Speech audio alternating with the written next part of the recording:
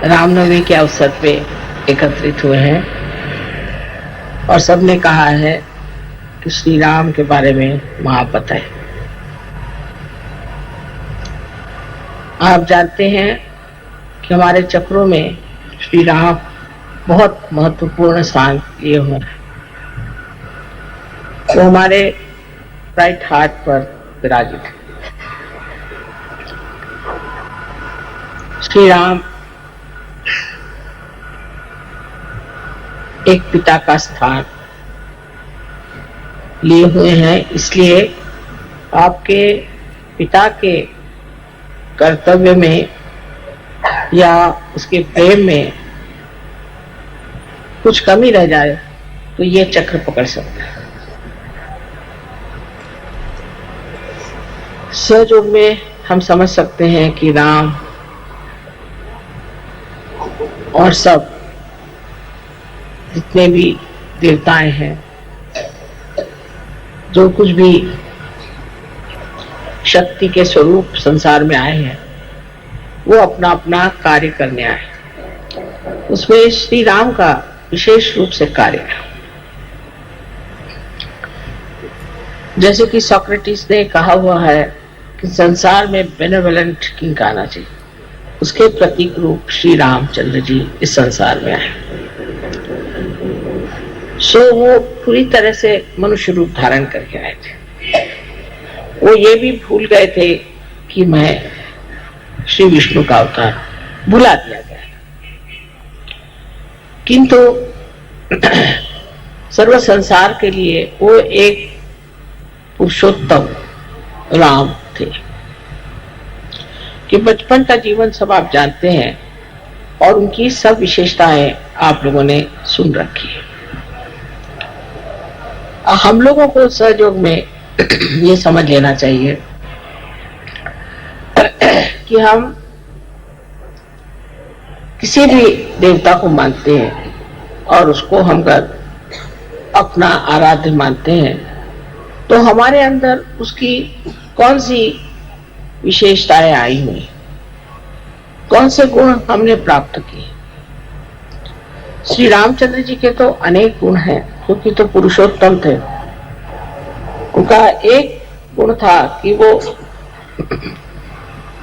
जिस राजकारण को करते थे उसमें सबसे ऊंचा उन्होंने जन का मत रखा, न कि अपनी पत्नी या अपने बच्चे इनका ख्याल किया। आजकल के हमारे घर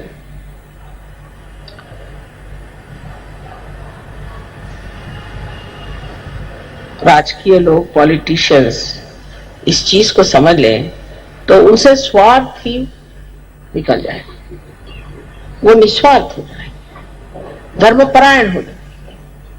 किंतु श्री राम की जो प्रतिमा है वही आज तक किसी ने भी अपनाने का प्रयत्न नहीं किया। उल्टे उनके भजन जरूर गाएंगे, उनके नाम से बहुत बड़े बड़े ऑर्गेनाइजेशन बने हैं, राम मंदिर बनाएंगे, लेकिन ये सब बना लेने से क्या श्री राम आपके अंदर प्रवेश कर सकते हैं? क्या आपके जीवन में उनका प्रकाश आ सकता है या नहीं? ये सिर्फ सहयोगी ही कर सकते हैं कि अपने अंदर बसे हुए श्री राम को अपने चित्त के प्रकाश में लाएं। वो अत्यंत निरपेक्ष थे। ऐसे तो सभी देवता लोग किसी भी पाप पुण्य से रहित होते हैं। कोई सा भी पाप जिसे हम पाप कहते हैं वो अगर करें तो वो पाप नहीं होता। जैसे श्री कृष्ण ने इतने लोगों को मारा, श्री राम ने रावण का वध किया, ये हमारे दुनियाई दृष्टि से हो सकता है कि पाप हो, किंतु परमात्मा की दृष्टि से नहीं हो सकता, क्योंकि इन्होंने दुष्टों का नाश किया, इन्होंने बुराई को हटाया और इनको अधिकार है कि ये इस कार्य को करने के लिए जो कुछ भी कर सकते हैं वो करें। जैसे देवी ने राक्षसों को संहार किया, राक्षसों का संहार किया, तो कोई कहेगा कि देवी ने पाप किया, किंतु उनका कार्य ही ये है कि वो राक्षसों का संहार करे और जो साधु हैं उन लोगों को संभाले। श्री रामचंद्र जी के जीवन में एक अहिल्योद्धार बहुत बड़ी चीज है। उन्होंने अहिल्या का उद्धार किया क्योंकि उसके पति ने उसे शापित कर दिया था। उस जमाने में भी कोई स्त्री अगर किसी भी तरह से वाम मार्ग में चली जाती थी तो उसका पति अगर साधु हो और उसकी स्थिति अगर ऊंची हो तो उसे शापित कर देता था। किंतु अहिल्या पे झूठा ही उन्होंने आरोप लगाया था, इल्जाम लगाया था और इस तरह से उसको भी उन्होंने पत्थर बना दिया। तो श्री राम ने उस अहिल्या का भी उद्धार कर दिया। विशेषकर उनकी जो पत्नी के प्रति प्रेम की एक पत्नी व्रत के प्रति जो एक उनका व्रत था वो बहुत समझना है। हालांकि वो जानते थे कि सीता जी महालक्ष्मी स्वरूपा है, वो स्वयं देवी है, किंतु मनुष्य के रूप उन्होंने अपने पत्नी के सिवाय किसी और स्त्री की तरफ आंख उठा करके भी नहीं देखा। जब हम राम की बात करते हैं तो हमारे अंदर जो पतित्व है वो भी हमारा स्वच्छ होना चाहिए। अगर कोई स्त्री श्री राम के बारे में सोचती है तो उसको भी अपने पति के प्रति वैसी ही श्रद्धा होनी चाहिए जैसे सीता जी को अपने पति के प्रति थी, और उसी प्रकार पति को भी श्री राम जैसे एक पत्नी व्रत होना चाहिए। सहयोग में बात कठिन नहीं, स्त्री का मान रखना चाहिए, अपने पत्नी को मान से रखना चाहिए। और हालांकि रावण उनको उठा ले गए थे तो भी श्री राम ने ये कर्तव्य समझा कि सीता जी को वहां से छुड़ा कर लाए, और लोकनंदा के लिए जनमत को रखने कितना उनमें संतुलन था। उसी सीता को जिसके लिए इतने वर्ष मेहनत करके उसको छुड़ा कर लाए थे उन्होंने त्याग दिया। अर्थात सीता जी स्वयं साक्षात देवी थी तो उनका त्यागने का तो कोई विशेष परिणाम नहीं होने वाला था और उन्होंने उन्हें त्याग दिया। कारण लोग ऐसी बातें करते हैं जो जन हित के खिलाफ, क्योंकि उनका आदर्श इसी तरह से ऐसा न बन जाए कि जिससे लोग अपने यहाँ इस तरह की औरतों को पल पाए जिन पर की लोग शक करते। हालांकि वो निष्कलंका थी और देवी स्वरूपा स्वच्छ निर्मल थी। उनको त्यागने पर भी फिर सीता जी ने भी उनका एक तरह से त्याग कर दिया। उन्होंने स्त्री जैसे रामचंद्र जी का त्याग किया और श्री राम ने एक पुरुष के जैसे उनका त्याग। सीता जी स्वयं ही पृथ्वी में समा गई और फिर अंत में श्री राम जी ने भी सरयू नदी में अपना देह त्याग किया। इस प्रकार इनका जीवन अत्यंत घटनात्मक और बड़ा चमत्कारपूर्ण है। सारे जीवन में देखिए तो सीता और राम का आपस का व्यवहार और उनका एक दूसरे के प्रति श्रद्धामय रहना। हालांकि उन्होंने सीता जी का त्याग किया था पर सीता जी ने सोचा कि ये उनका परम कर्तव्य है और उन्होंने कभी उनकी बुराई नहीं, उनके बारे में कभी बुरा नहीं कहा और बड़ी सुगमता से अपने बच्चों को चलाया, उनको पनपाया, उनको बढ़ावा दिया। इस श्री राम के जो दो बच्चे हुए जिनको हम लव और कुश कहते हैं, वो भी एक भक्त स्वरूप कहना चाहिए कि जो संसार में आए इनको हम शिष्य की तरह से देख सकते हैं। ये शिष्य के द्योतक है और हमारे भी शिष्यत्व की एक शक्ति है जिससे हम किसी के शिष्य हो सकते हैं। शिष्य स्वरूप इन लोगों ने बहुत छोटी उम्र में धनुर्विद्या सीख ली थी और इस छोटेपन में ही उन्होंने रामायण आदि और संगीत पर बहुत ही कुछ प्रावीण्य पाया था। इसका मतलब यह है कि शिष्य को पूरी तरह से अपने गुरु को समर्पित होना चाहिए। यह शिष्य का जो स्वरूप है यह हमारे अंदर भी सबके स्थित है। और माँ जो कि शक्ति थी उसके प्रति वो पूरी तरह से समर्पित है। उस वक्त श्री राम से भी लड़ने के लिए वो तैयार हो गए क्योंकि अपने माँ के लिए। तो माँ को उन्होंने दुनिया में सबसे ऊंची चीज समझी और उस माँ ने भी अपने बच्चों को पालना, उनका संवर्धन करना, उनको धर्म में खड़ा करना और उनकी पूरी प्रगति करना एकमेव कर्तव्य की है। नहीं तो अपने आजकल की औरतें रात दिन रोते ही रहेंगे, मेरे पति ने छोड़ दिया, पति ने छोड़ दिया, और जब पति मिलेगा तो उससे लड़ती रहेंगी हर समय, और जब पति ने छोड़ दिया तो रोती रहेंगी। छोड़ दिया तो कोई बात नहीं, मेरे बच्चे हैं, इनको मुझे संभालना है, और इनके प्रति कोई भी ऐसी बात नहीं होनी चाहिए कि जिससे मेरे बच्चों का कुछ कम रह जाए। ये एक सीता जी की एक विशेष जीवनी है कि उनकी वीरता और उनका साहस, ये हर स्त्री को अपने अंदर बसाना चाहिए कि पति से अगर बिछो भी हो गया और किसी तरह से उससे दूर भी हट गए तो भी पति के कारण अपना नुकसान नहीं कर लेना चाहिए, अपने बच्चों का नुकसान नहीं कर लेना चाहिए, क्योंकि उनके लिए अपना जो कर्तव्य है वही परम चीज है। उस परम चीज पे अटूट रहना चाहिए। यही हमारे सहयोग में, शक्ति में जो पाया है, उससे हर स्त्री को प्राप्त कर लेना चाहिए। श्री राम का जीवन भी जैसे अत्यंत शुद्ध और निर्मल था, और उन्होंने अपने पत्नी के लिए सब चीज त्याग दी थी। जब से उनकी पत्नी वनवास में रह गई, या जब उन्हें अकेला रहना पड़ा और जब उन्होंने उसका त्याग कर दिया, तो उन्होंने भी दुनिया के जितने भी आराम थे उन्हें छोड़ दिया। उसके लिए आप जानते हैं कि वो कुश पे सोते थे, जमीन पर सोते थे, और बगैर कुछ पैर में पहने हुए, और बहुत साधु पुरुष जैसे कपड़े पहन के घूमते थे। ये जो है ये कहानियां नहीं, ये सत्य है। अपने दुनिया में इस भारतवर्ष में ऐसे अनेक लोग हैं जिनका जीवन एक बहुत उच्च किस्म का रहा, और उन्होंने कभी ऐसी छोटी ऊंची बातें सोची नहीं। पर ये सारे आदर्श हमारे देश में आने के बाद ये हो गया कि जब हम इन आदर्शों को देखते हैं तो हमारे अंदर ढोंग आ गया कि हम सोचते हैं कि हाँ, राम तो हम राम को मानते हैं, हमने राम का भजन कर दिया, हो गया। तो एक तरह का ढोंगीपना बहुत आ गया हमारे।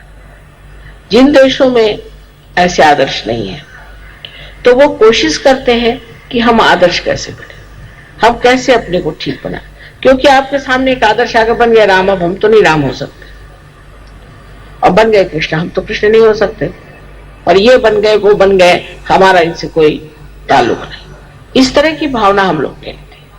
लेकिन हमारे अंदर अगर श्री राम है तो उनका प्रकाश हमारे चित्त में तो आ ही सकता, क्यों नहीं आ सकता? हम क्यों नहीं इसे प्राप्त करें?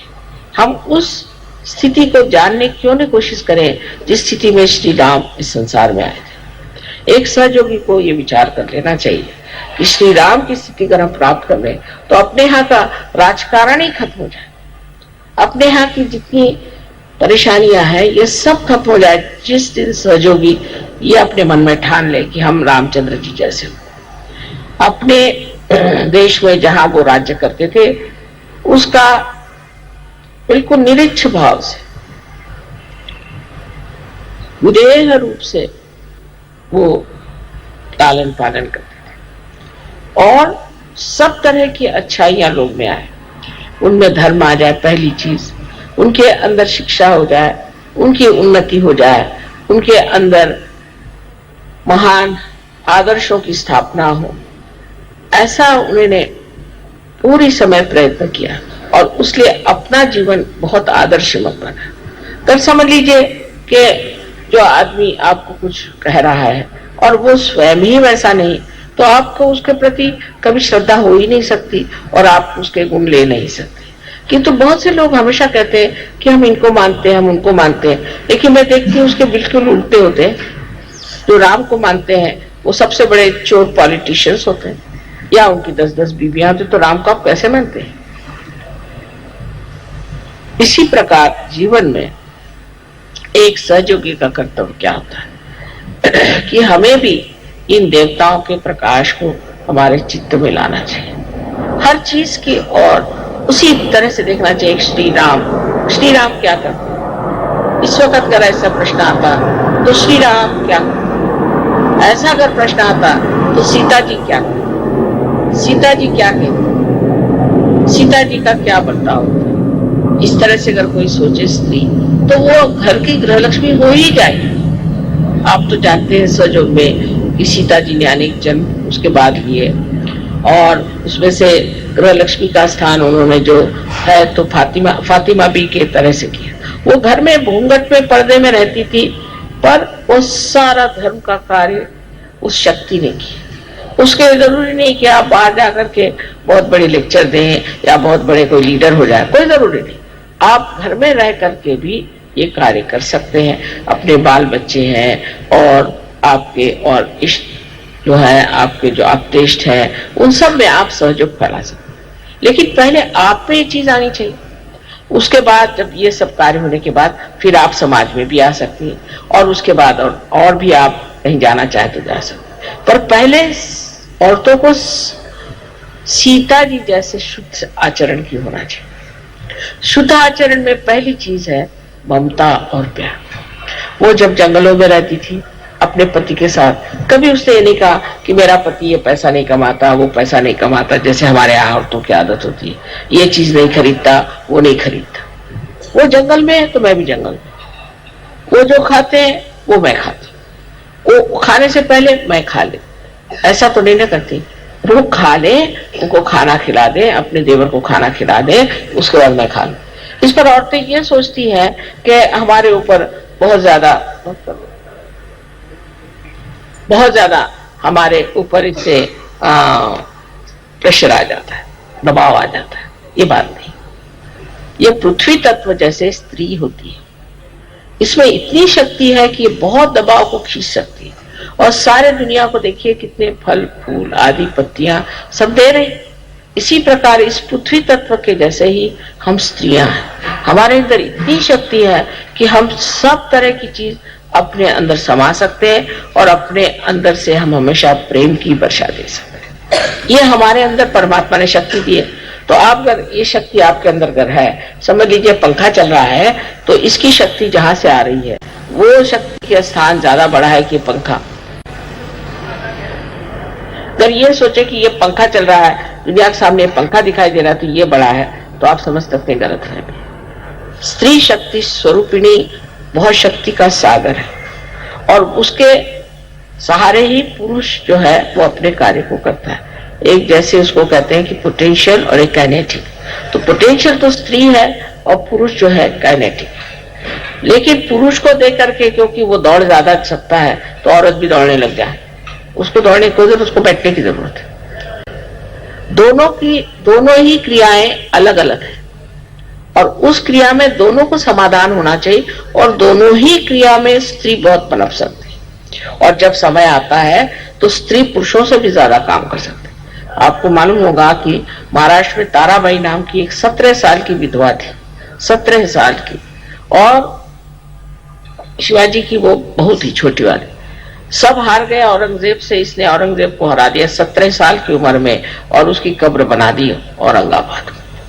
तो आप समझ सकते हैं कि जब औरत अपनी शक्ति को पूरे तरह से समा लेती है, जब उसमें समान्विते कहते हैं ना, उस तरह से अपने अंदर सब समाये रखती है, तो वो बड़ी प्रचंड होती है।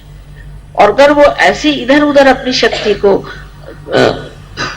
फेंकती रहे, फ्रिटर अवे, कहीं इधर शक्ति फेंक दी गई, उस लड़ने में गई, कहीं झगड़े में गई, किसी की बुराई में गई, कहीं ओछेपन में गई, तो उसकी शक्ति सारी नष्ट हो जाती। तो स्त्री जो है वो इतनी शक्तिशाली नहीं है कि वो चाहे तो पुरुषों से कहीं अधिक कार्य कर सकती है। पर सबसे पहली चीज है वो अपनी शक्ति का मान रखे। उसको इधर उधर फेंकने से, उस शक्ति को नष्ट कर देने से फिर वो शक्तिहीन हो जाती है, और ऐसी शक्तिहीन स्त्री किसी काम की नहीं है। तो स्त्री का कार्य अत्यंत महत्वपूर्ण है, गौरवपूर्ण है, और बहुत लज्जाशील और बहुत सूझबूझ वाली होनी चाहिए। जैसे आदमी लोग गाली बकते हैं, बकने दे, औरतें नहीं बक सकती। आदमी लोग हैं आपस में, देखा उनका कि बहुत झगड़ा होगा तो मारपीट कर लेंगे, कर लेंगे, औरतें नहीं कर सकती। इनका कार्य शांति देने का है, इनका कार्य है संरक्षण का, इनका काम है लोगों को बचाने का। अब जैसे कि एक ढाल है, ढाल तलवार का काम नहीं कर सकती, और तलवार ढाल का काम नहीं कर सकती। पर ढाल बड़ी की तलवार, ढाल ही बड़ी है। जो तलवार के वार सहन कर ले वो बड़ी कि तलवार बड़ी। एक आध बार तलवार भी टूट जाएगी पर ढाल नहीं टूटती। इसलिए औरतों को भी अपने शक्ति में समा लेना चाहिए, और इस शक्ति की सबसे बड़ी जो धुरा है वो है नम्रता। नम्रता पूर्वक अपनी शक्ति को अपने अंदर समा लेना चाहिए। ये कार्य कठिन नहीं सहयोगियों के लिए, सहयोगियों के लिए बिल्कुल कठिन है। मैं देखती हूँ कि बहुत सी सहयोगिनी औरतें इतनी बकवास करती हैं, उनको पता नहीं क्या, कभी जाएंगी तो आदमियों से बक बक बक बक करी। एक साथ दौड़ गया, माता जी मुझे बचाओ बचाओ बचाओ। मैंने कहा क्यों, मेरे पीछे लगे। मैंने कहा कौन? कहला वो जो बहुत बोलती है। अरे मैंने कहा बोलती है बहुत? हाँ। कहले माँ मुझे बचाओ, कुछ तंग आ गया। तो आकर के मेरे कमरे में छिप। तो ज्यादा आदमियों से बात करने की जरूरत ही नहीं, बेकार की बकवास करने की जरूरत क्या। औरतों में भी एक बेकार की बकवास करने की जरूरत है। सहयोग में मैंने ये देखा है कि आदमी लोग सीखते हैं, ऐसे औरतों को भी सीखना चाहिए। सहयोग क्या है, इसके चक्र क्या है, कौन से चक्र से आदमी चलता है, कौन से चक्र से उसकी क्या दशा होती है, क्या होती है, इसका पूरा ज्ञान होना चाहिए। ये सब आदमी सीखेंगे तो औरतें पीछे रह जाए। ये सब औरतों को सीखना चाहिए। अब पुरुषों की बात कहना है तो श्री रामचंद्र का हमारे सामने आदर्श है। मुझे लगता है कि इस मामले में मुसलमानों ने हमारे ऊपर बड़ा गजब किया हुआ है। मैं उनको बुरा नहीं कहती, उनके देश में ये बात नहीं है। जैसे आप अगर रियाद जाए तो कोई मुसलमान आपके ऊपर आंख उठा के देखेगा, मैंने नहीं देखा किसी को। कोई औरत होगी उसकी बड़ी इज्जत करेगा। रास्ते से अगर कोई जा रही है औरत तो वो मोटर रोक लेगा। वहां औरतों की इतनी इज्जत होती है। और हमारे यहाँ जो है पता नहीं क्या होगा, इनका ऐसा उल्टा असर पड़ा है कि हम लोग सोचते हैं कि औरतों को बिल्कुल एक उपभोग की वस्तु, हर औरत की तरफ देखना चाहिए, गर्दन मुड़ जाएगी और देखते रहेंगे। हर स्त्री की ओर नजर डालना ये महापाप और सहयोग में निषिद्ध माना जाता है, बिल्कुल निषिद्ध है। इससे आपकी आंख खराब हो जाएगी पहली चीज, और सहयोग में तो और भी नुकसान हो जाएगा। और अगर वो नहीं हुआ तो अंधे भी हो सकते। कभी कभी मैं देखती हूँ कि लोगों की आंख वैसे कट कट कट कट घूमती रहती, बात एक से करते रहेंगे और आंख घुमाते रहेंगे। अब औरतें भी सीख रही, इससे सबसे बड़ा जो नुकसान होता है वो आपका चित्त है। आपका जो चित्त है वो इधर उधर चल बिचल हो रहा है। वो चित्त अगर चल बिचल होगा तो आत्म साक्षात्कार का क्या फायदा होगा, क्योंकि जो चित्त एकाग्र नहीं होगा वो कार्यान्वित नहीं हो सकता। एकाग्र चित्त ही कार्यान्वित होता है। एकाग्रता को साध्य करना चाहिए। अब विदेश में ये बीमारी बहुत ज्यादा आदमियों को है, औरतों को भी है पर आदमियों को ज्यादा है। तो मैं मुझसे पूछा माँ ये बीमारी, वो अपने जैसे नहीं है, वो इसको कोई बड़ी अच्छी बात नहीं समझते, इसको गंदी चीज समझते। जब से सहयोग में आए सोचते माँ इसको इलाज बता। तो मैंने कहा बेटे देखो तुम लोग सिर्फ जमीन की तरफ देख के चलो और 3 फुट से ऊपर देखने की जरूरत नहीं, उससे ऊपर देखने की जरूरत नहीं, और जमीन पे देख के चलो। तो सहयोगी आप पहले पहचान लेंगे। किसी भी आप देश में जाए परदेश में, वो आंख नीचे करके चलता है। 3 फुट तक सब अच्छी चीजें दिखाई देती है। फूल भी 3 फुट तक होते हैं, बच्चे भी 3 फुट तक होते हैं, उससे ऊपर देखने लायक है ही क्या। इस तरह से अपने चित्त को कंट्रोल करना चाहिए। अब श्री राम को तो जरूरत नहीं थी, लेकिन आपके पास का श्री राम का मान है तो आपको उनके जैसे अपने चित्त को कंट्रोल करना चाहिए। और अपने पत्नी से भी यही समझाना चाहिए कि तुम शक्ति हो और हम तुम्हारी इज्जत करते हैं, पर तुम उसके योग्य भी होना चाहिए। जैसे यत्र नार्या पूजन्ते तत्र रमन्ते देवता। जहां स्त्री पूजी जाती है वहीं देवता रहते हैं, पर वो पूजनीय भी होना चाहिए। क्या बैठ जाइए, अच्छा बैठिए, पूजा में इधर उधर नहीं घूमते। अगर स्त्री पूजनीय है, पूजनते माने पूजनीय तो होना चाहिए। किसी गंदी औरत की कोई पूजा करेगा क्या? किसी दुष्ट औरत की कोई पूजा करेगा? कोई राक्षसी स्वभाव की औरत उसकी कोई पूजा करेगा? तो जो और पूजनीय है वहीं पर उसकी पूजा होनी चाहिए और वहीं देवता रहते हैं। और सबसे पहले बात ये भी जान लेनी चाहिए कि ये हमारे बच्चों की माँ है। अगर पति अपने औरत पे बच्चों के सामने डांटना फटकाना शुरू कर दे, उसकी कोई इज्जत ना रखे, तो कभी भी बच्चे उसका मान नहीं करेंगे। तो इस तरह से जैसे समझ लीजिए कि एक प्राइम मिनिस्टर है, डिप्टी प्राइम मिनिस्टर है, स्त्री को भी पति का कभी भी अपमान नहीं करना चाहिए। तो प्राइम मिनिस्टर से डिप्टी मिनिस्टर पे, प्राइम मिनिस्टर पे सत्ता आती है, फिर वो सत्ता बच्चों में भी आ सकती है। पर अगर आप दोनों भी इस तरह के हो कि जिनको ये अंदाज ही नहीं, औरत चाहती कि मेरा चले, आदमी चाहते मेरा चले, आदमियों को चलाना अगर औरत को आ जाए तो कभी झगड़ा ना हो। लेकिन ये समझना चाहिए कि आदमी को चलाना बहुत ही आसान चीज है, क्योंकि बिल्कुल बच्चों जैसे होते हैं, उनको चलाना बहुत ही आसान है।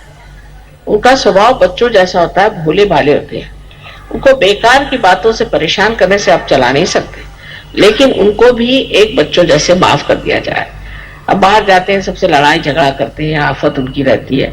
घर में आके बीवी पे नहीं बिगड़ेंगे तो बाहर वालों पे बिगड़ेंगे, तो मार खाएंगे। चलो बीवी बिगड़ गए, चलो छोड़ो, क्या है उसमें। इस तरह की जब तक स्त्री की भावना पति के तरफ नहीं होगी, तब तक आपस में सामंजस्य नहीं आ सकता, प्यार नहीं आ सकता।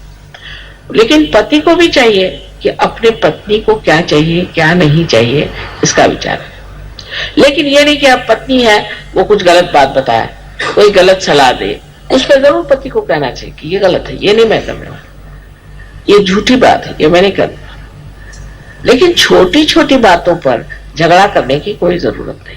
और छोटी छोटी बातों को झगड़ा करना सहयोगियों को बिल्कुल नहीं शोभा देता। और मुझे बड़ा आश्चर्य होता है कि सहयोगी भी आपस में लड़ते रहते हैं और मुझे आकर बताते हैं कि मेरी बीबी ऐसे, तो बता दो मेरा हस्बैंड ऐसे। नहीं कर, दो आदमी दुनिया में सहयोगी प्रेम से नहीं रह सकते।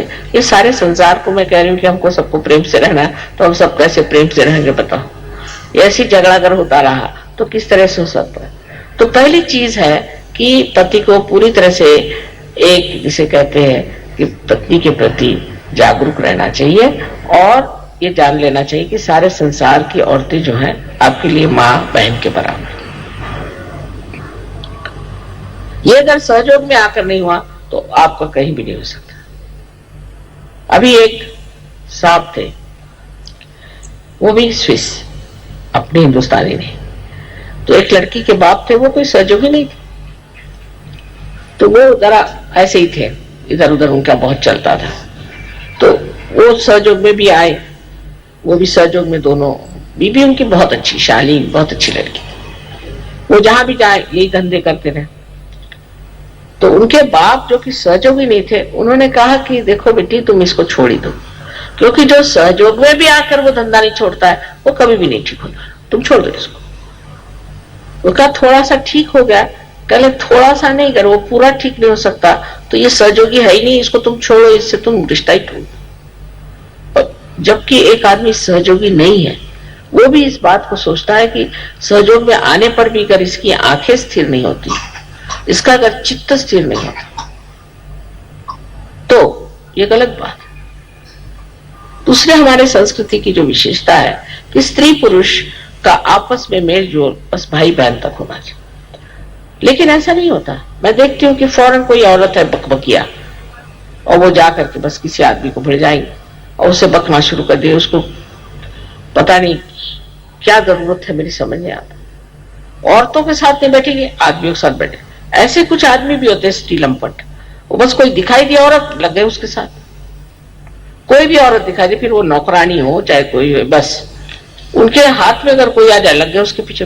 कोई उनको अपना आत्मसम्मान ही नहीं होता है, और इसको वो पुरुषार्थ समझते हैं। अरे भाई, पुरुषार्थ करने वाले जो पुरुषोत्तम है वो तो श्री राम, वो तो वहां बैठे हुए हैं जिनको की कहना चाहिए पुरुषार्थी है, और जो बिल्कुल ही पाताल में है वो अपने को पुरुषार्थी समझते हैं। इसमें कौन सा पुरुषार्थ है? या तो फिर श्री राम को मत मानो, फिर शैतान को मानो। अगर श्री राम को मानते हो तो उनके आइडियल्स पे चलो। और इसीलिए अपने यहाँ अपने बच्चे भी खराब हो रहे हैं, औरतें भी खराब हो रही। पर तो भी मैं भारतीय संस्कृति की विशेषता कहूंगी कि औरतों ने बहुत संभाल लिया है। अभी अगर अमेरिकन जैसी औरतें थे तो आपको सब पहुंचा देती ठिकाने, उन्होंने तो सबको ठिकाने कर दिया अमेरिकन औरतों ने। वहां आदमियों का जो हाल है, अगर मैं आपसे बताऊं तो अगर 2 शादियां उस बेचारे की हो गई, 2-3 शादियां, तो वो तो हाथ में झोली लेके घूमने लगता है। और औरतें ने अगर 2-3 शादियां कर ली तो महल बना के बैठ जाती। पर वहां क्या, बच्चे घर छोड़ के भाग जाते हैं, वहां की सामाजिक व्यवस्था क्या है। तो अपने हिंदुस्तान की औरतों की विशेषता है, जो कि भारतीय ढंग से रही है, कि वो अपने घर को संभालती है, अपने बच्चों को संभालती है, अपने कर्तव्य को जानती है। पर ये चीज बदल रही है, ये नहीं की ये चीज है। वो भी देख रहे कि अगर हमारा आदमी ऐसा तो हम क्यों ना करें, वो ऐसा तो हम उसके साथ ऐसे क्यों ना करें, वो अगर 10 औरतों के साथ दौड़ते तो हम 15 औरतों आदमियों के साथ दौड़े। इससे आप, कोई अगर कंधे काम करता है, वो अगर नर्क में जा रहा है तो मैं उससे पहले नर्क में जाऊंगी, इस तरह की बातें औरतों करना चाहिए। और धर्म की धुरा जो है वो स्त्रियों के हाथ में, स्त्री को संभालना है, स्त्री को ही पति को धर्म के रास्ते पे लाना है, समझा करके, बुझा करके उसको अपने पास रखना। ये स्त्री का बड़ा परम करते हैं और उसके अंदर ये शक्ति है। पर अगर वही स्वयं धर्म पे बैठी नहीं, धर्म में सबसे बड़ा धर्म है क्षमा। क्षमा करना अगर स्त्री में ना आए तो वो कोई सा भी धर्म करे उसे फायदा नहीं। पहली चीज उसमें क्षमा होनी चाहिए, बच्चों को क्षमा करना, पति को क्षमा करना, घर के नौकरों को, चाकरों को, सबको आश्रय देना, ये स्त्री का कर्तव्य। तो कुछ ऐसा आ जाता है, आप देखो कि जो हम भी कार्य कर रहे हैं, ये राम भी नहीं कर सकते थे, कृष्ण भी नहीं कर सकते थे, ईसा मसीह भी नहीं कर सकते थे। अगर राम होते तो बस वो शिरच्छेद कर देते सबका, सबको मारे डालते, कहते चलो जाओ तुम बेकार, तुम अधर्मी हो, तुम औरतों के पीछे में भागते हो, तो स्त्री लंपट हो, चलो। न जाने कितने लोगों को पहले ही खत्म कर देते। दूसरे अगर कृष्ण आते तो वो सुदर्शन चक्र चलाते, वो भी गड़बड़ हो जाती। ईसा आते तो अपने को क्रूसिफिक्शन पे चढ़ा लेते।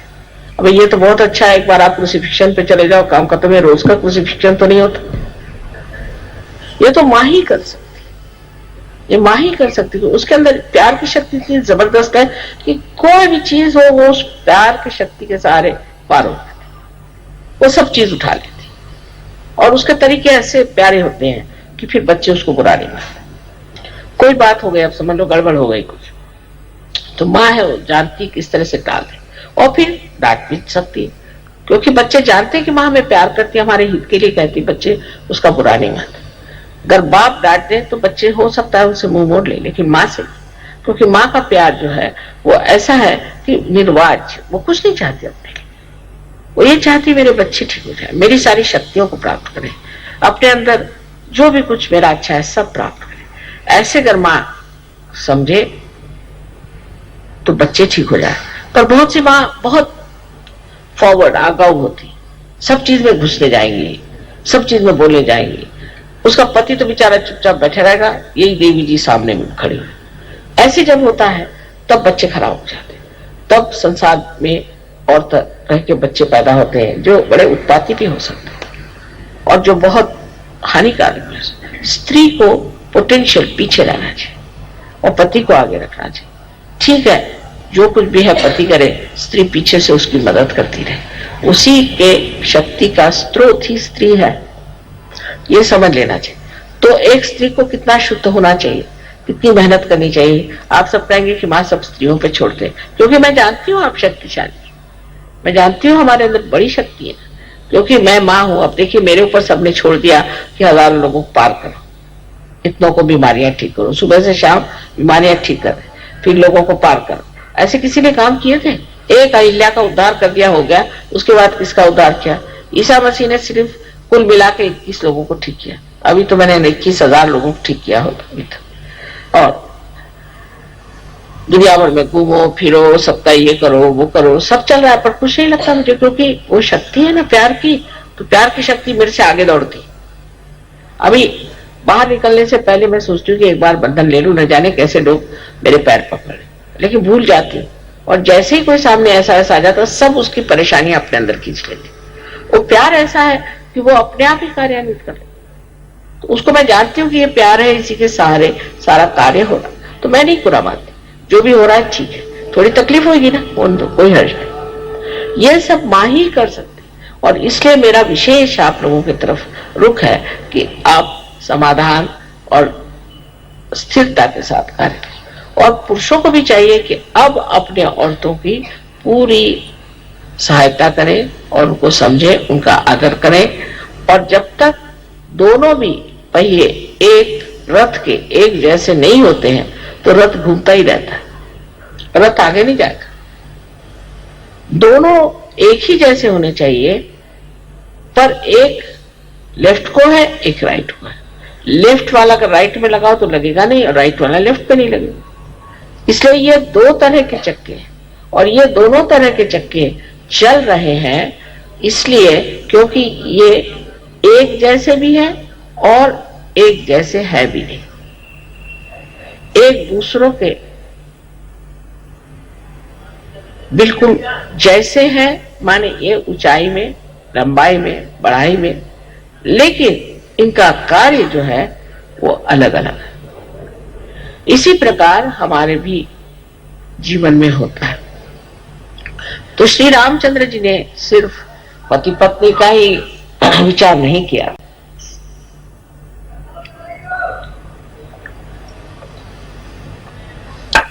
बच्चों का और अपने कुटुंब व्यवस्था का ही विचार नहीं, अपने भाई बहन, माँ बाप सबका विचार रखा, जैसे एक मनुष्य को होना चाहिए।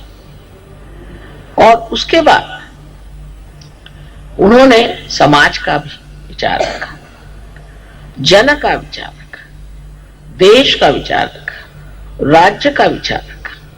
जैसे कि एक मनुष्य की सारी गतिविधियां होती हैं, वो सारी गतिविधियों में उन्होंने दिखाया कि मनुष्य को किस तरह से होना चाहिए। जो मनुष्य अपने पत्नी को इतना प्यार करता था और जो जानता था कि वो संपूर्णतया शुद्ध है, उसको उन्होंने त्याग दिया। आजकल तो पत्नी के नाम ये बनाओ, पत्नी को वो चाहिए, पत्नी को ये करना है और ये बनाना है, और कर कहा जाए कि गरीब को थोड़ा सा 2 पैसा नहीं देगा, नहीं तो अपने बच्चों को दो, नहीं तो नेव्यूज को दो, तो ये करो। मतलब राजकीय लोगों की बीमारी है। और इन्होंने अपनी वो पत्नी की जो स्वयं साक्षात देवी स्वरूप अत्यंत शुद्ध थी, उसका तक त्याग कर दिया। तब फिर हमें सोचना चाहिए कि हमारे जो ममत्व है और रिश्तेदारी है कि ये मेरा घर, ये। और कुछ लोग तो अब जैसे विदेश में पहले पत्नी पति का ठीक नहीं होता, अब जो ठीक हो गया तो सहयोग में है कि वो पत्नी सब कुछ हो गई। हमारे यहाँ कम से कम 4 या 5 लीडर्स पत्नी के वजह से निकल गए, क्योंकि पत्नी ठीक नहीं हुई, पति ठीक थे। पत्नी ने पढ़ा कर बेचारों का सत्यानाश कर दिया। कम से कम 5 लोग पत्नियों की वजह से भाग गए थे। सो यहां भी मैं कहूंगी कि पत्नी को समझना चाहिए कि सहयोग क्या है और उसमें अपना क्या स्थान है। और पति को भी ऐसे मामले में पत्नी से जरा सा भी नहीं सहमत होना चाहिए। उसे कहना चाहिए कि तुम बहुत ज्यादा बोलती हो, बहुत ज्यादा दौड़ती हो, तुम चुप बैठो, तुम किसी काम की नहीं, तुम्हारे चक्र ठीक करो। जब पति इस तरह के उसके साथ व्यवहार करेगा तभी ना तो वो ठीक होगी। पर यह कि उसके चक्र खराब तो मेरे भी चक्र खराब हो जाओ। उसने कहा कि चलो तुम ये करो तो मैं वो करूं, कर पत्नी ने कहा कुछ पैसा मार लो तो पैसा मार लेते। सहयोग में आने पर भी उस सूक्ष्म अपनी जो खराबियां चिपक जाती, उधर आपको बहुत अच्छे से ध्यान देना चाहिए। तो आज श्री राम के इसमें हमें हनुमान जी का तो जरूरी विचार करना चाहिए कि हनुमान जी किस तरह से एक श्री राम के दास थे और किस तरह से उनकी सेवा चाकरी में लगे रहते हैं, और हर समय उनके ही सेवा में रहने से ही वो जानते थे कि उनका पूरा सार्थक हो जाए। उनके जैसी वृत्ति भी सहयोग में हमें अपनानी चाहिए। इसका ये नहीं मतलब कि आप मेरे लिए खाना बना कर बेचे, बिल्कुल भी नहीं, क्योंकि मैं तो खाना खाती नहीं हूँ और मुझे खाना बना करके और परेशानी में आप लोग डाल देते, इसलिए ये बना के भेज दिया, उसे वो बना के भेज दिया। भाई भगवान को कहते हैं ना कि सिर्फ भूख दिखाना चाहिए, और जो खाता नहीं भगवान उसको क्यों परेशान करना खाने से। खाना नहीं चाहिए, कुछ नहीं चाहिए। क्या चीज चाहिए? तत्पर सेवा करने में तत्परता चाहिए। हनुमान जी कोई खाना बना के भेजते थे क्या श्री रामचंद्र जी को? ये दिल्ली वालों ने मुझे इतना परेशान किया खाना बना करके कि मैंने अब शर्त लगा दी कि तुम लोग अगर खाना बनाओगे तो मैं आऊंगी ही नहीं दिल्ली। जो चीज करनी है वो करो। ये तो बेकार की चीज है जो आदमी खाना नहीं खाता उस पर जबरदस्ती आप खाना खिला रहे हैं। या जिस आदमी को कोई नहीं कहीं चूड़ी लेके आ गए तो कहीं कुछ लेके आ गए, कोई चीज की जरूरत नहीं, तुम्हारी माँ को भरा पड़ा हुआ है, मैं तंग आ गई सब चीज। कितना मैं कहती कि मुझे कोई चीज मत लाओ, बस फूल ही लाओ, और कुछ नहीं चाहिए, फूल बहुत हो गया। और फूल भी जब लगाएंगे तो 1000 रुपए की मत लगाओ भाई, प्रेशर वसारा है, आज तो इतना कोई ज्यादा नहीं किया। तो कभी कभी तो मैं घबराई जाती हूँ जितने फूल तुम लोग लगाते। सो जो कुछ करना है वो संतुलन में, जैसे माँ को पसंद है। माँ तुम्हारी सीधी सादी औरत है, उसको क्या अक्ल है इन सब चीजों की। तो खास करके अब ये कहना है कि आपको हनुमान जी से सीखना है कि वो सेवा में तत्पर। सेवा में तत्परता क्या हो? अब मेरी तो कोई ऐसी खास सेवा नहीं है, क्योंकि अट्टी कट्टी हूं मैं, मुझे कुछ जरूरत नहीं खास सेवा की। पर जो मेरी सेवा करनी तो सहयोग की सेवा करनी, सहयोग में जो सेवा करेंगे वही मेरी सेवा हो। कितने लोगों को आपने रियलाइजेशन दिया, कितनी औरतों को आपने रियलाइजेशन दिया, कितनों को आपने पार कराया, कितनों में आपने इंटरेस्ट लिया। जैसे ही कोई आ जाता है प्रोग्राम में, तेरे अंदर ये भूत है, तेरे अंदर ये भूत है, बस उसके पीछे पड़ गए, वो भाग गए। मैंने एक साहब से पूछा, साहब आप बड़े से पार हो गए थे, आप सहयोग से क्यों भागे? कल जाते साहब तो बताया तुम्हारे अंदर 3 भूत बैठे। अभी नंबर भी उन्होंने बता दिया। मैंने कहा आपने विश्वास क्यों कर लिया? पहले वो तो वहां के बड़े महारथ ही लग रहे थे, दौड़ दौड़ के बता रहे थे कि आपके अंदर 3 भूत है। अब वो कौन सा आप थे कौन नहीं, वो तो भाग खड़े हो गए। सो सहयोग के अंदर में हनुमान जी की जो बात है वो सीखना है कि हम तत्पर हैं, राम काज करने को तत्पर। काज कौन सा है हमारा? मेरा काज है सहयोग, मेरा कार्य है सहयोग। कुंडलिनी का जागरण करना, लोगों को पार करना, उनके अंदर शांति लाना, प्रेम लाना, प्रेम की बातें करना, उनसे अपने सहयोग के बारे में सारे चक्र आदि का वर्णन करना, उनको जो चाहिए सो समझाना। अब जब ये कह दिया तो लेक्चरबाजी बहुत होती है। हमारे यहाँ तो कुछ लेक्चर, इतने लेक्चर देने लग गए थे कि मैंने कहा भैया अगर आपने इसको लेक्चर को बंद नहीं किया तो सहयोगी खत्म हो जाए। लोगों ने कहा माँ 2-2 घंटे लेक्चर देते हैं, फिर आपका हम भाषण भी नहीं सुन पाते, आरती भी नहीं कर पाते, ऐसे घर जाना पड़ता। फिर उनका लेक्चर बंद करवाए।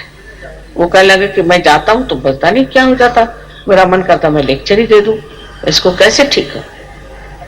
मैं कहा भाई देखो मुंह में एक सुपारी रख लो। तो वो पूछते कितनी बड़ी रखो? जितना बड़ा मुंह से बड़े रखो। तो मैंने कहा जब आपको ये भी नहीं पता कितनी बड़ी सुपारी रखो तो आप सहयोग पे बात क्या करते? इसकी भी तो आपके पास अकल नहीं। तो सहयोग में बात करना लोगों को बहुत अच्छा, मतलब लेक्चर देना। जैसे एक प्लेटफॉर्म मिल गया है, बस माइक मिल गया, चले माइक पे बोलना, माइक तो छूटता नहीं। फिर एक बार माइक पकड़ लिया तो छूटता नहीं। ये भी एक नई बीमारी। अब उसमें समझ ये लेना है कि काहे को लेक्चर देना, माँ के इतने लेक्चर हैं भाई, यही सुनो। तो अब जब भी फंक्शन आप लोगों का यहाँ ये हो, उसमें आप मेरा एक चाहे तो वीडियो लगा दो, चाहे तो मेरा टेप सुना दो, उसके बाद उनको कागज पेंसिल दे दो कि भाई तुमको जो कुछ लिखना है लिखो, कोई प्रश्न हो बता दो, और उसके बाद में उनकी जागृति कर दो और उनसे कहना कि नेक्स्ट टाइम आपको जो कुछ प्रॉब्लम है लिखे लाइए। तो शुरू उनका जो प्रॉब्लम है, किसी बीमारी है, किसी को तकलीफ है, कुछ है। अब ऐसे भी लोग हैं कि जो एक आदमी है, अब वो कलकत्ते भी आएगा किसी को ठीक करने, वो जाएगा, उसको जाना हो तो अब लोग बुला रहे हैं कि तुम वहां चलो ठीक करने के लिए रशिया में। एक ही आदमी हनुमान जी जैसे दौड़ता है, इधर से उधर, उधर से उधर, बस। सब लोग आप ठीक कर सकते हैं, सब लोग आप लोगों को ठीक कर सकते हैं, सब औरतें ठीक कर सकती हैं, आदमी ठीक कर सकते हैं, पर कोई हाथ ही नहीं डालता। लेक्चर देने से यह है कि सब लोग देखें कितने लोगों को बीमारी ठीक करते। पता नहीं क्या बात है कि एक ही आदमी अभी तक सारे हिंदुस्तान में है जो लोगों को ठीक कर सकता है। हालांकि लंदन में कम से कम 15-20 लोग हैं जो लोगों को ठीक करते हैं, फ्रांस में लोग हैं वो लोगों को ठीक करते हैं। तो ये ठीक करने का तरीका क्या है, ये सीख लेना चाहिए और बंधन लेकर के ठीक करना चाहिए लोगों। उसके लिए अब आप क्या बाहर से बुलाएंगे लोगों, और आप सहयोगी किस दिन के लिए आप बैज लगा के घूमते हैं, आप ठीक भी नहीं कर सकते, फिर बैज उतार दो। अपने को भी नहीं ठीक कर सकते, अपनी भी बीमारी नहीं ठीक कर सकते, तो दूसरों क्या ठीक करो। तो ये बात होनी चाहिए कि सबको ठीक करने का इल्लोधार जो है उसकी सबको शक्ति दे दी गई, उसको आप लोग सीख लें, उसको मास्टर करें। और अब बजाय इसके कि कलकत्ते कोई आए, कलकत्ते से लोग जाए दूसरों को ठीक करने, इसमें हिम्मत की जरा सी बात है, कुछ नहीं होने वाला तुमको। तुम न तो कोई बीमार हो सकते हो, न कुछ हो सकता है। जो लोग जितना सहयोग में कार्य करेंगे उतने गहरे उतरेंगे, क्योंकि जैसा पेड़ है वो जितना फैलेगा उतना ही गहरा उतरेगा। सहयोग में और इनका अवतरणों में एक बड़ा भारी फर्क है कि पहले उन्होंने कोई सामाजिकता से अध्यात्म नहीं दिया था, ये शक्तियां किसी को दी नहीं थी, समाज के लिए मिली नहीं थी। एक आध आदमी को शक्तियां मिली थी, जैसे कि राजा जनक ने नचिकेता को आत्म साक्षात्कार दिया। लेकिन अब तो आप सबके पास ये शक्तियां प्राप्त है, बस इसको ऐसा बढ़ाइए कि आपको कोई भी चीज की जरूरत ही ना रह जाए। आप अपनी तबीयत ठीक कर लीजिए, दूसरों की तबीयत ठीक कर लीजिए, आप सहयोग समझ लीजिए, सब कुछ आपके पास है। लेकिन अभी भी आपका चित्त पता नहीं कहां घूम रहा है, आप लोग पता नहीं किस चीज के पीछे में भाग रहे हैं कि अभी आपने इस चीज को पकड़ा ही नहीं।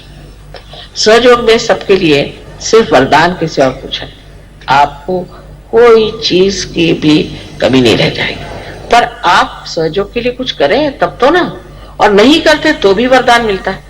जिसको देखते हो वो बिजनेस बढ़ गया, किसी की नौकरी बढ़ गई, किसी की ये हो गया, किसी की वो हो गया, सबको कुछ ना कुछ चीज मिलती ही जा रही है। कोई भी उनको त्याग नहीं करना पड़ा।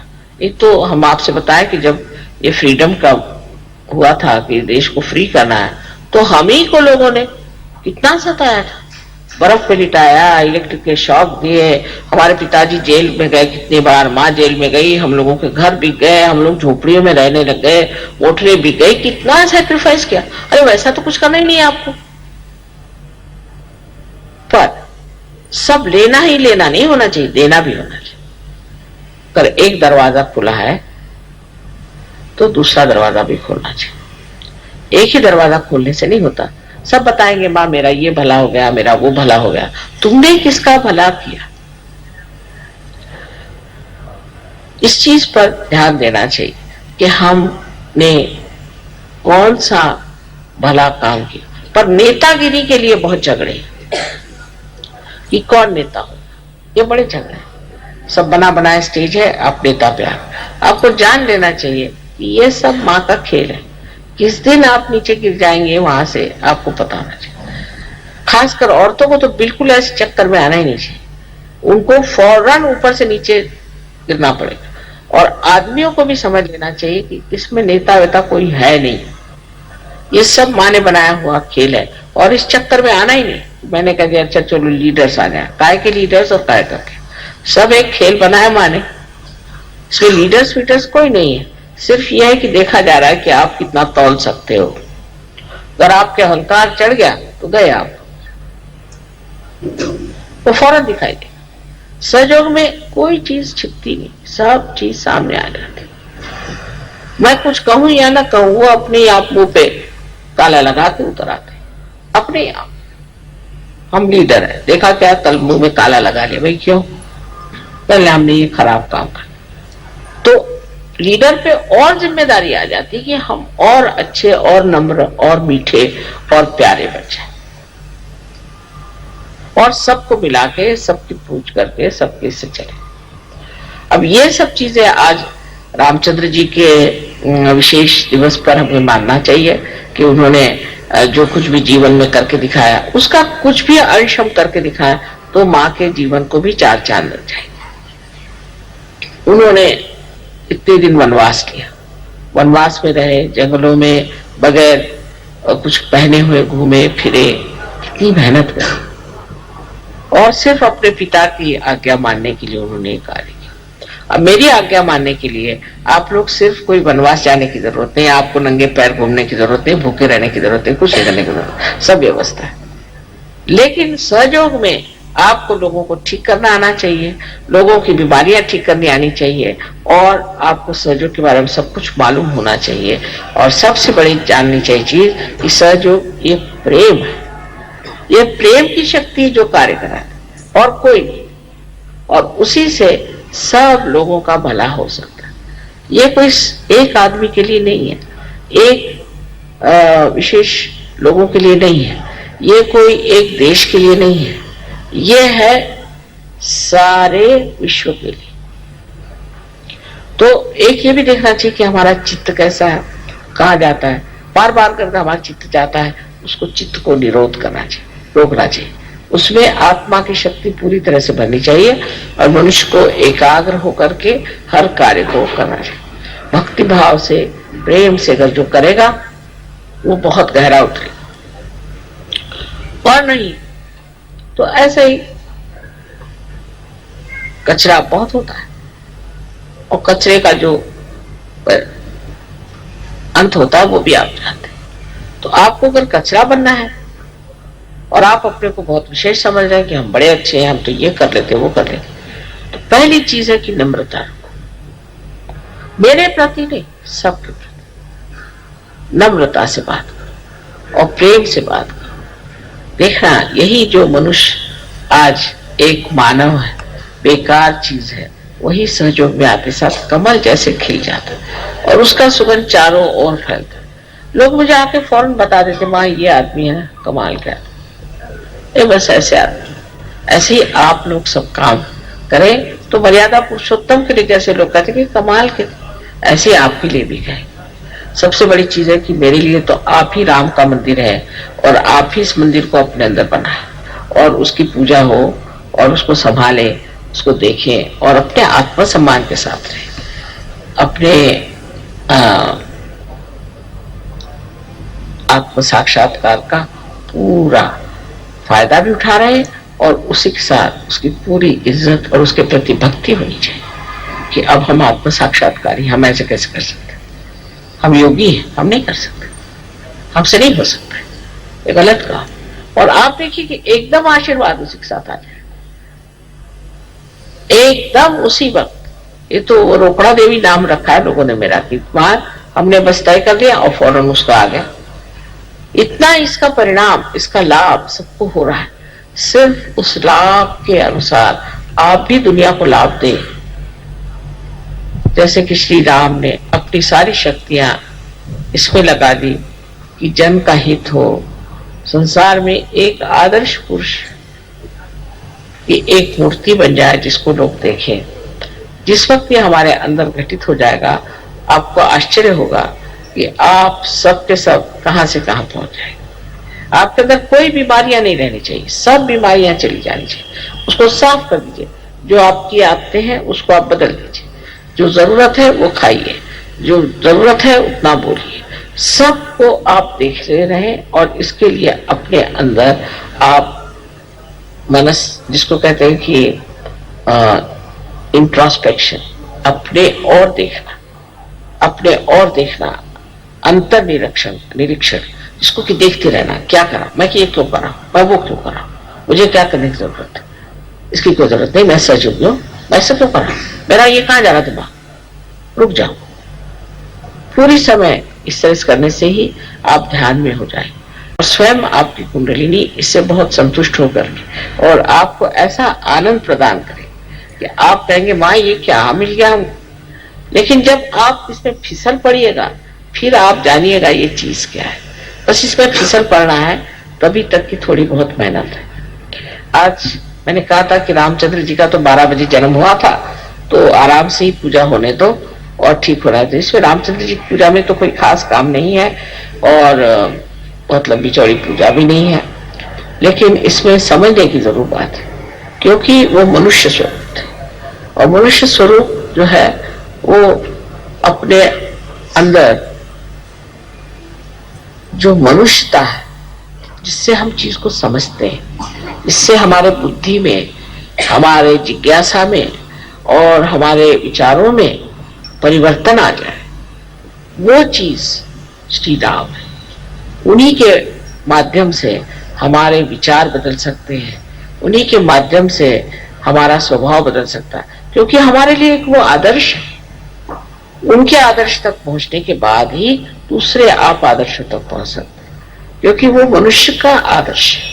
कितनी बड़ी चीज है कि परमात्मा मनुष्य बनकर इस संसार में आए, कि इनके लिए हम आदर्श बन जाए और सब विपत्तियां उठाए, सब आफतें उठाए, दिखाने के लिए कि कोई सी भी विपत्ति और आफत आती है, मनुष्य को अपना धर्म नहीं छोड़ना चाहिए, विश्व धर्म नहीं छोड़ना चाहिए और अपना योग है उसमें बने रहना चाहिए। आप सबको हमारा अनंत आशीर्वाद।